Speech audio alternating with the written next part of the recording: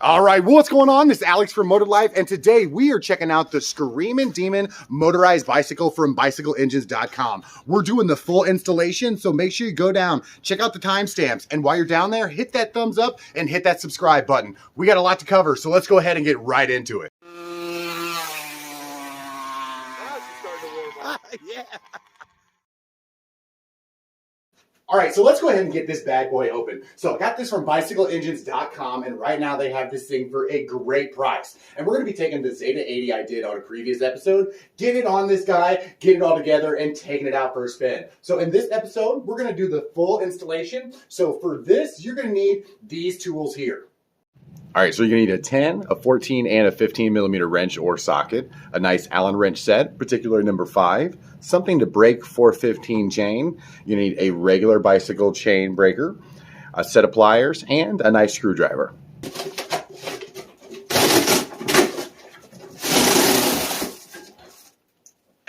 All right, now that we got the insulation off, you can see everything that does come in the box here. You do have your nice wheels. That blue doesn't exactly match this blue on the frame, but it is fine. You do have your stem, the pedals, all of your headset, everything. You still have to assemble that, but I will show you how to do that.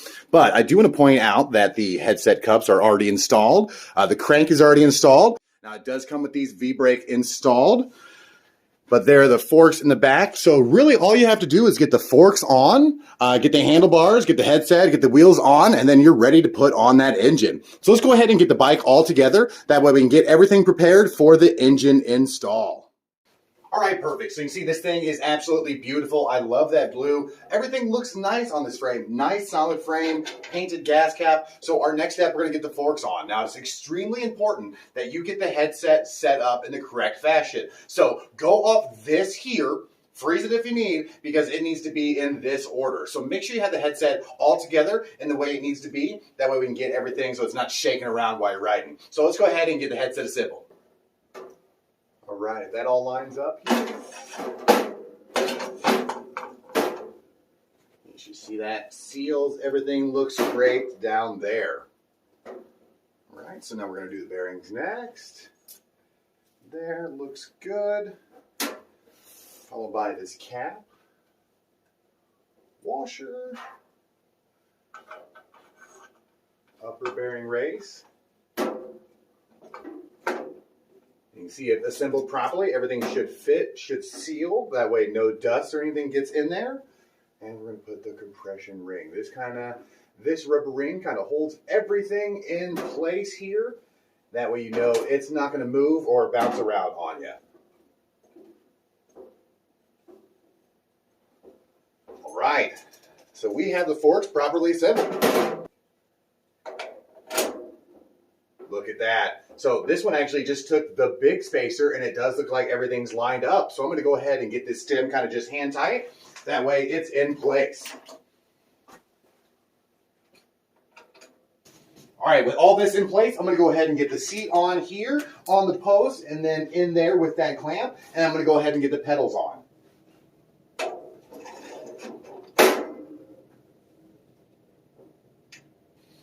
All right, you can see these pedals are marked, so make sure you actually get it on the right side.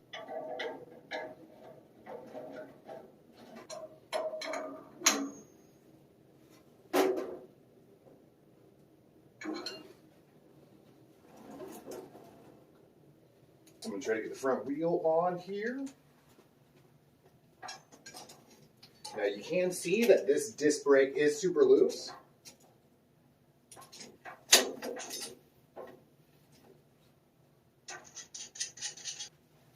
All right, so I'm going to go ahead and get the back wheel kind of just in place so we know what we're dealing with.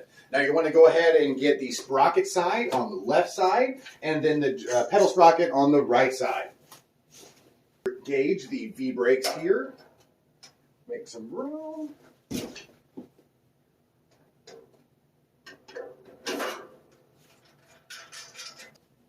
All right, so you can see it is starting to take shape here. So I'm going to go ahead and get the pedal chain side on. That way we can kind of get it on the ground, seated, get it prepared for that engine.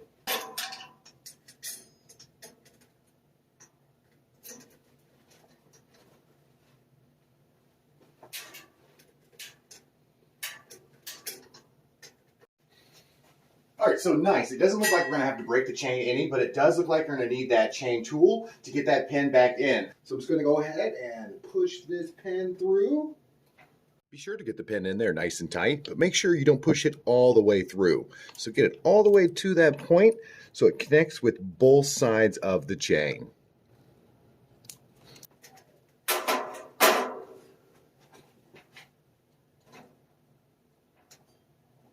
Now you can take your 15 and tighten up the wheels. All right, so we got the wheels on, so let's go ahead and get this thing on the ground. All right, have this thing on the ground. Now we're going to get the handlebars on next. Now, one thing I do want to point out, and actually BicycleEngines.com wanted to point out, that the blue rims don't exactly match the frame, but I do not think it looks bad. In fact, this thing is nice looking. I love the paint on it, and it's solid. Now that we got the forks in place and everything is nice and strong on the ground, we can see that we're ready to go. So I'm going to get the handlebars in place.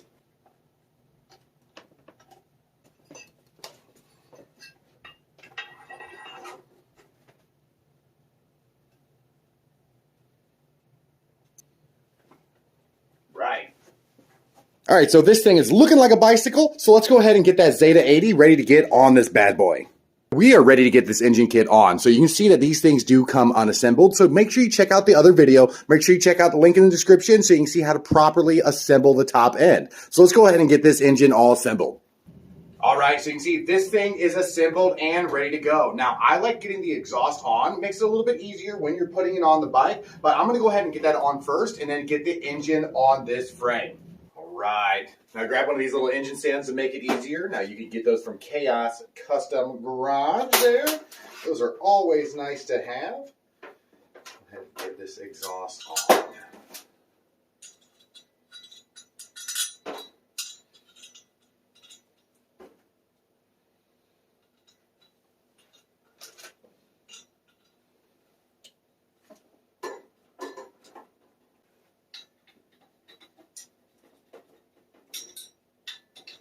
Go ahead and get this mounted right here on the frame. See, with the exhaust on, fit those two front bolts right in there, and it plops right down. And it should be relatively straight and lined up. So we're going to go ahead and get the washers on, the spring washers, and then the nuts ready to go.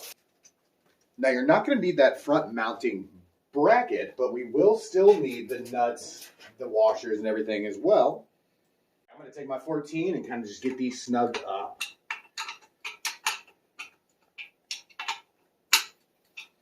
Now I like going crossways to make sure everything is tightened equally on either side. So just go ahead and tighten up all four in a cross pattern. All right, so we want to go ahead and get these nice and snug, but not too tight that you strip them out. But they should be, these are M8 bolts, so they should be nice and snug. All right, this guy looks nice and mounted.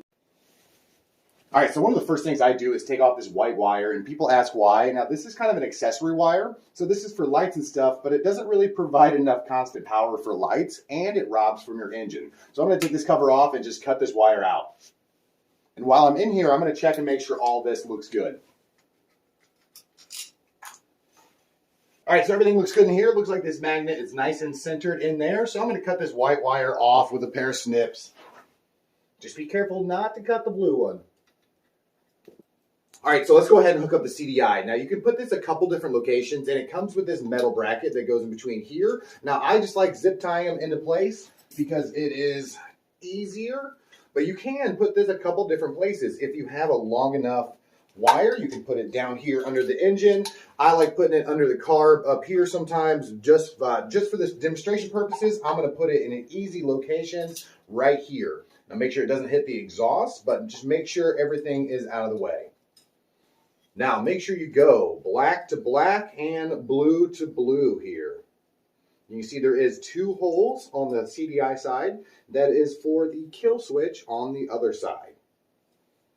All right, black to black, blue to blue. Perfect. Now I'm going to do a little zip tie and just get this guy kind of out of the way, in place here. All right, next we're going to be assembling the throttle assembly here. So go ahead and get your grips. I like these nice chrome handles. So here's your throttle housing. Take a screwdriver and get this open real quick. And be careful because there is some small nuts on the back that will fall out. Now, I've learned from experience, I like taking a little bit of glue and just gluing these nuts in place because these are hard to find if you lose them. All right, here's your throttle cable. You see you do have locking nuts here. So we're gonna pull this out a little bit. Now this goes in this slot here, if you can see. Goes right in just like that. But we need to get it through this hole here. So let's go ahead and just feed it through. So I see it did pop out on the other side. So what I'm gonna do is just screw this guy in. Make sure to keep this out. So what you're gonna wanna do once that's all screwed in, get this in place so you can see that throttle cable fits right in that little slot, and then this goes in the housing like that. So perfect. So I'm just gonna kind of get this finished screwed in. Perfect. And you see, all good to go. Now I like spraying a little bit of a WD-40 or white lithium in there to keep this all working smoothly. All right, so here's the top of the actual throttle housing itself. And you see this little screw? This goes in a hole on the handlebars to make sure nothing moves. All right, since I switch things out a lot, I'm actually just going to unscrew this little screw. I'm gonna take one layer of tape, electrical tape, around the handlebars, and then carefully screw the throttle housing around that. Now that's gonna be enough to hold it in place so when you gas it, it does not move on you. So let's go ahead and get everything tightened up here.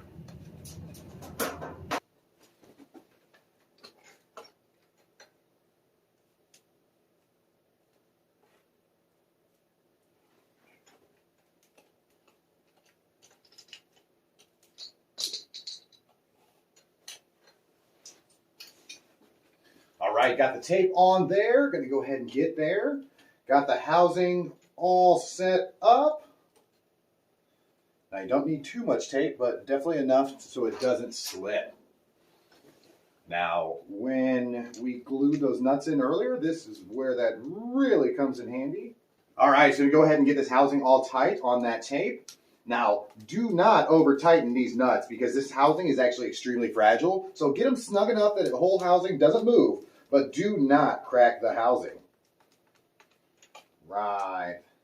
A little bit of play there. I'm going to get this one just a little bit tighter. But like I said, this thing is extremely fragile, so do not break it. All right, these are tight. That's going nowhere, and this guy works. So you can see this should move freely. So I'm going to get these tightened so you can see with these brakes here, I can easily get to both of them, get to my clutch, and still get to my throttle. Now, if you're holding the brakes, you really shouldn't need to get on throttle. So this is a perfect setup, kind of, if you want both on one side.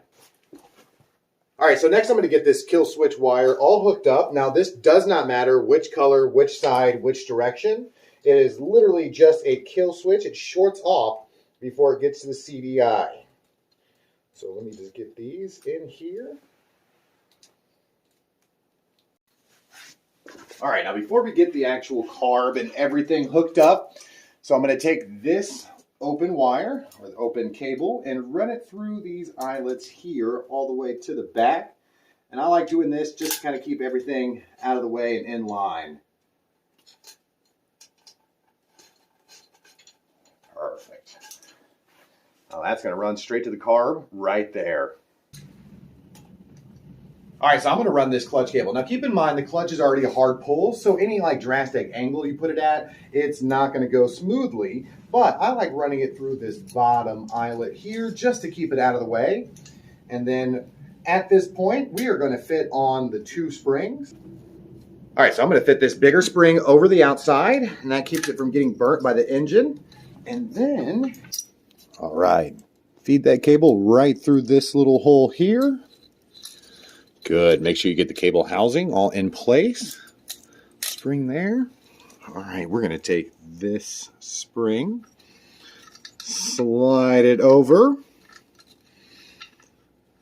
through that hole, pull it nice and tight, then tighten this screw. I do like taking a pair of pliers and pulling on this wire to keep it tight. That way I can easily get this screw tightened.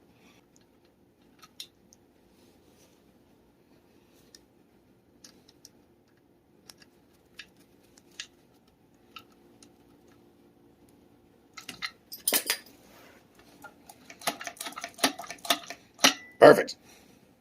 All right, so next we're going to be assembling the carburetor here. So go ahead and unscrew the top. Now this is going to go all connect. Now there's a spring underneath there. Now you're going to want to kind of push out the tube.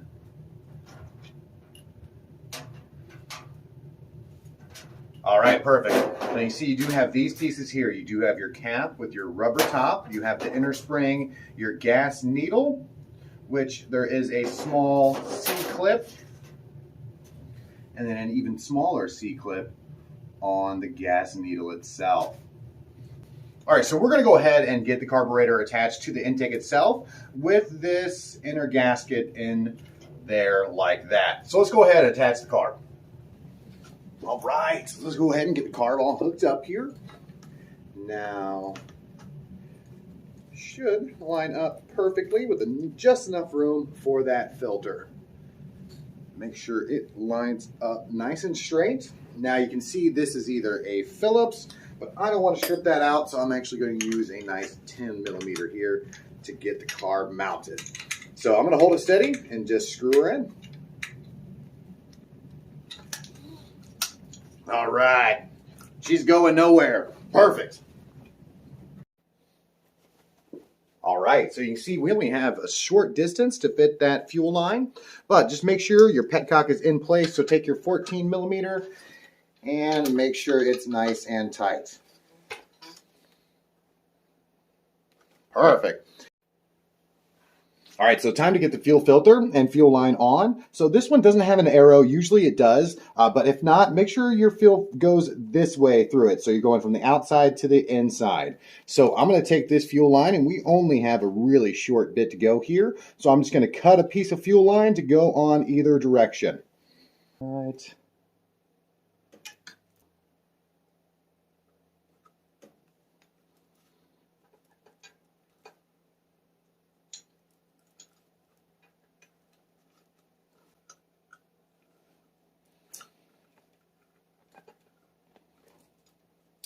Perfect. Just enough room to get in there. All right, now that you got the actual fuel line, everything hooked up there, you can reach the choke just fine. Now this just does run by gravity here, so as long as it's below the tank, you're gonna get enough flow. So let's go ahead and get the top of the carburetor on the throttle cable. All right, time to get the throttle cable hooked up to the inside of the carburetor. So we're going to take this little guy here with this needle. So here's that little C-clip. So we're going to take that C-clip, put it on this guy. So you see that hole down there? We're going to stick the needle in there and let it fall down. Now you're going to want to match up that little slot with that little slot there. Go ahead and get the top of the carb on there. Little spring in place, and you want to take your left finger and push that spring down. Okay, perfect. Now that little notch I told you about earlier in that C. All right, see in there that little notch? So we are going to stick this wire through there in that notch until it clips in place. So the spring went down, the cable went through that gap and on the other side of that little C there. So this is ready to go. So we're going to make sure we line up this notch with that side, and this side goes where the idle screw goes. So we're going to slide this in. Now, if there's any resistance, back off and try again. You're not in the right spot. So it will fall all the way down to the bottom of the carb here. Yep, like that. Perfect. So you can see that's all the way down. If it doesn't go all the way down, back up, try again. All right, screw on the top. You are in place, ready to go here. All right, you should be able to pull on the actual throttle itself. Nice. So that is all hooked up and ready to go. All right, so right off the bat, I do want to mention that I've seen some of these gears kind of stuck just from sitting to the clutch side. So I push the arm in and then actually take a pair of pliers and grab that gear and then just shake it until it breaks loose. That way you can get the chain fully on there. So now that that's good to go, we are going to get the chain all lined up. All right, and always when doing chains, always start with your pedal side nice and tight. That way all you need to do is get the drive side in place. So, all right, so this chain is going to have a master link. So find that master link, take a flathead screwdriver, and pop it right off. All right, so I'm going to do a little test fit just to see what we're looking at.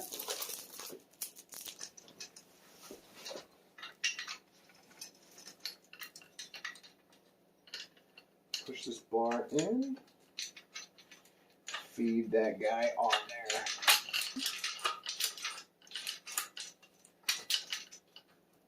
Nice. There you are. All right, so lining it up here, I can see that we are going to need to take off quite a bit of this chain here. So I'm going to go ahead and use our breaker and break it right here on this open one. That way we can reduce all this space and get a tight chain. All right, so this is my favorite style of breaker here, but any style will work. I'm going to go ahead and break it apart where we can use the master link.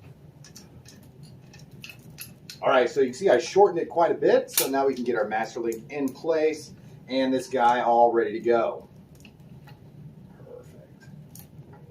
Now, one key thing is make sure you get the master link clip facing so it goes into the engine with the side with the opening on the outside. That way it doesn't kick the actual clip off as you're riding. So we're going to do it facing this way here.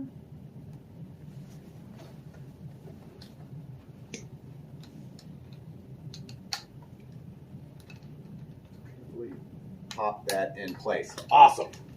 So now we can go ahead and put the tensioner.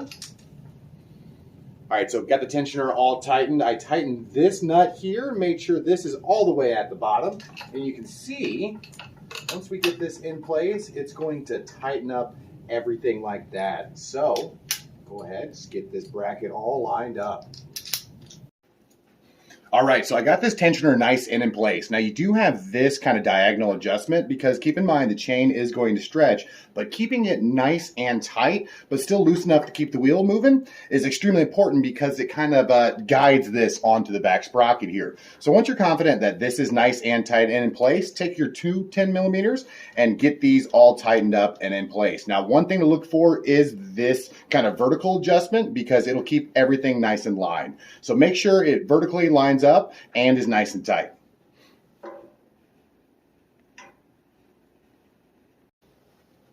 All right, so I got everything nice and tight. So it should, if you pull the clutch in, it should roll nice and smoothly. You won't hear any popping or anything. If you do, make sure this is aligned, but this looks good to go.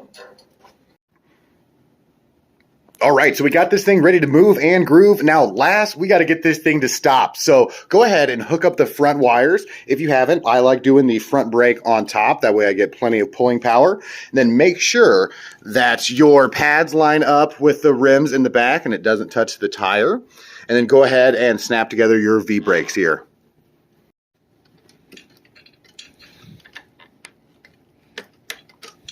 All right, so remember how we left the caliper super loose. So go ahead and get those pads perfectly aligned on either side. That way that disc is right in between them there. All right, use your Allen to go ahead and get those tightened up. So it should be able to spin freely, but then once you hit, stops immediately. So once you know that it's all tight, make sure you pull this up. And I like kind of just getting it all in line and then making sure this cable is tight. Going back a little bit and then tightening it on this cable. Perfect. All right, so once you think everything is lined up and ready to go, one way to test and make sure you are good is to pull in your clutch, pull the bike forward and backward, make sure everything lines up, and then hit your brakes, make sure you're good there. So this looks good. All right, so we went ahead and filled this thing up with 32-to-1 gas. That is 4 ounces per gallon. Now, it is really cold, so hopefully this thing will start with the choke. But let's go ahead and see if she'll fire up here.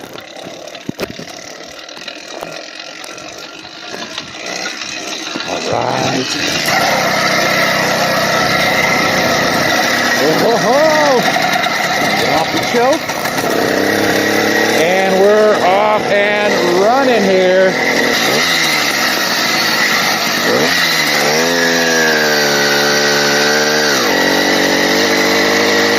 Alright, this thing is going, so make sure you comment, like, and subscribe down below. And I will see you guys on the next one. Cheers.